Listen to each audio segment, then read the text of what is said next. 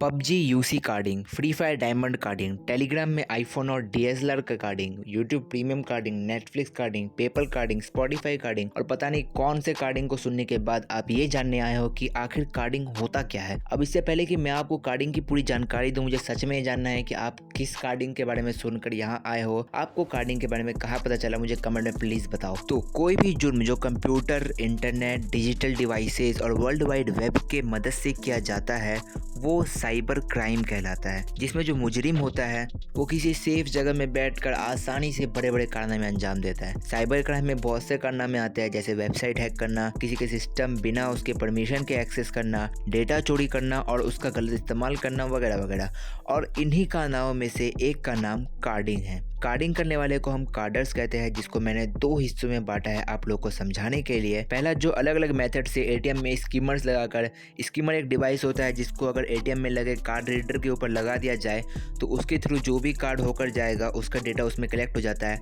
और phishing attack and और भी बहुत से तरीके से यूज़ करके लोग क्रेडिट कार्ड के इंफॉर्मेशन चुराता है और फिर उसी इंफॉर्मेशन को यूज़ करके प्रोडक्ट्स एंड गिफ्ट कार्ड्स खरीदता है या फिर उसको डार्क वेब में बेच देता है। पहले कैटेगरी के कार्डर्स ऐसा कुछ करते हैं, और जो दूसरी कैटेगरी में जो कार्डर्स है वो सीधा डार्क वेब जाते हैं, वहाँ बिक रहे क्रेडिट कार्ड के इंफॉर्मेशन को खरीदते हैं और उस कार्ड को यूज़ करते हैं, प्रोडक्ट खरीदते हैं, गिफ्ट कार्ड खरीदते हैं, पबजी में यूसी भी परचेज कर सकते हैं, फ्री फायर के डायमंड भी परचेज कर सकते हैं, बहुत से साइट का प्रीमियम सब्सक्रिप्शन भी ले सकते हैं और अपने लगाए गए पैसों से कई ज़्यादा रिटर्न लेते हैं। बहुत से लोग टेलीग्राम में भी आपको मिलेंगे जो कहते हैं कि हम कार्डिंग के जरिए प्रोडक्ट मंगाते हैं, आपको चीप प्राइस में प्रोडक्ट देंगे। तो उनके चक्कर में तो मत ही पड़ना, क्योंकि वो 100% फेक होते हैं। क्योंकि अगर आप ही सोचो कि कोई बंदा अगर खुद के रिस्क में कार्डिंग करता है और एक 70,000 का आईफोन अमेजोन से ऑर्डर कर लेता है सक्सेसफुली, तो वो बंदा आपको उसी आईफोन को 4,000 में 10,000 में क्यों ही देगा। तो टेलीग्राम, इंस्टाग्राम, व्हाट्सएप में जो भी आपको कार्डर मिलते हैं, खुद को कार्डर बोलते हैं, वो तो टोटली फेक होते हैं। उनके चक्कर में तो पड़ना ही नहीं, वो आपको एडवांस पेमेंट लेकर के ब्लॉक कर देते हैं।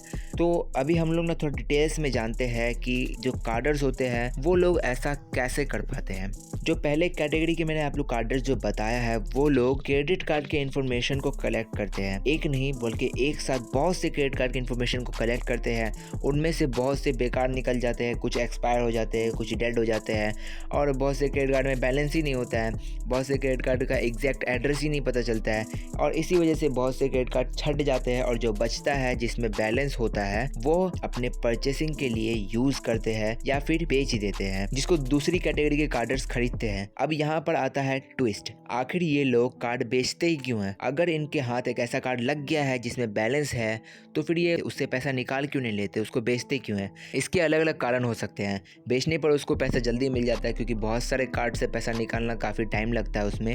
एंड अगर एक बार जब वो कार्ड बेच देते हैं तब फिर वो लोग सेफ हो जाते हैं, यानी कि उसको अब पकड़े जाने का कोई भी डर नहीं होता। बाहर की कंट्रीज़ में जैसे कि यूके, यूएसए, जर्मनी, स्विट्ज़रलैंड और भी बहुत सारी कंट्री में जो लोग ऐसे क्रेडिट कार्ड का यूज़ करते हैं जिसमें परचेस करते टाइम, कुछ भी खरीदते टाइम आपको कोई ओटीपी या कोई वेरिफिकेशन की ज़रूरत नहीं होती। एंड इसी वजह से एक एक्स्ट्रा सिक्योरिटी भी ऐड होता है, जो कि है कि जो कार्डर्स जो भी वेबसाइट या ऐप से उस क्रेडिट कार्ड के थ्रू परचेस करेगा, वो वेबसाइट या ऐप यह आइडेंटिफाई करता है कि जो ऑर्डर कर रहा है वो कार्ड का ऑनर है कि नहीं, जिसको अप्रूव करने के लिए एक क्रेडिट कार्ड के ये सारे इन्फॉर्मेशन का होना ज़रूरी है। एंड साथ ही जिस लोकेशन से वो ऑर्डर कर रहा है वो लोकेशन भी कार्ड ऑनर का लोकेशन होना चाहिए। एंड इसके लिए कार्डर को एक highly secured and good VPN का यूज़ करना होगा ताकि वो खुद की आइडेंटिटी भी छुपा पाए और साथ ही उसका लोकेशन कार्ड ऑनर के लोकेशन से मैच कर जाए।